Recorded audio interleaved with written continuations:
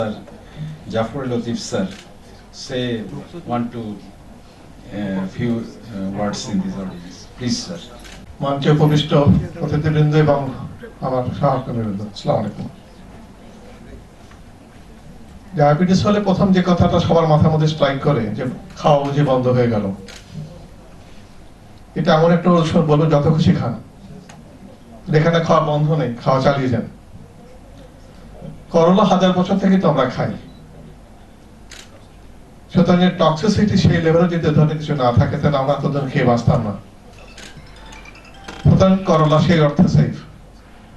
অনেকটা মজার কথা, যখন স্টাডি হচ্ছিল বাড়েনে করোনার রস নিয়ে, আমাদের বন্ধুরা লিয়াকত আলী আর তার দল কাজটা করছিলেন, তখন আমি যোগ করে বলছিলাম যে লিয়াকত, সকালবেলা উঠে 1 গ্লাস করোনা শরবত বা 1 কলার রস, আর কি কিছু পেটে ঢুকবে? মানে 1 গ্লাস করলার রস খাওয়ার পরে খাওয়ার কি কিছু রুচি থাকবে? সুগার তো এমনি কমবে।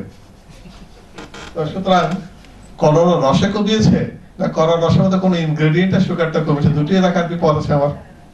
তার 3 বেলা 3 গ্লাস করলার রস খেলে আর ভাত খেতে ইচ্ছে করবে না, এমনি পেট ভুটভাট করতেই থাকবে। তো সেটা তো হলো না কাজ। সুতরাং আমাকে বুঝতে হবে করলার মধ্যে কি আছে। সে কি আছে এটাই কিন্তু আমরা ওই কথা এখনো পারিনি। কিছু আছে বলে তো সুগার কমে। খেয়াল করে দেখবেন যে সমস্ত ফুড ম্যাটেরিয়াল গুলো বলা হয় সাধারণত, কিন্তু করলা না, জামের বীজের কথা বলা হয়েছে, মেথির কথা বলা হয়েছে, আরো অনেক ধরনের কিছু প্ল্যান্ট মেডিসিনের কথা বলা হয়েছে। যে সমস্ত জিনিসগুলো যুগ যুগ ধরে লোকে ব্যবহার করে আসছে এবং ভালো থেকেছে, কিছু না থাকলে তো কেউ ভালো থাকতো না। যেমন ধরুন আমি বলি যে কুইনিনের বড়ি, একটা গাছের ছাল, সিনকোনা বাক, সেটা রস খেয়ে এখনকার লোকের ম্যালেরিয়া ভালো হয়েছে। তারপরে খুঁজে আবার করছে ওর মধ্যে কুইনিন আছে। সুতরাং এই ধরনের কলার মধ্যেও আমাদের নিশ্চয়ই কিছু আছে যেটা আমাদের চেষ্টা করে।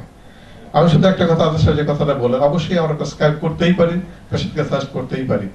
হয়তো বা যারা প্রি ডায়াবেটিক কন্ডিশন আছে, ডায়াবেটিস হয়নি, তাদেরকে যদি আমরা বলি এগুলো খেতে, হয়তো বা তাদের ডায়াবেটিস can be prevented, যেহেতু একটা ফুড সাপ্লিমেন্ট।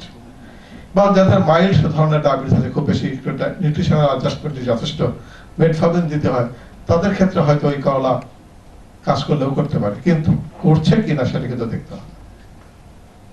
আমি যদি নিশ্চিত বলে দিই যে হ্যাঁ এটা খাইলে ভালো থাকবেন, কিন্তু মনিটর করলাম না, ব্লাড সুগার দেখলাম না, হিমোগ্লোবিন A1C করলাম না, এটা তখন কিন্তু ঠিক হবে না।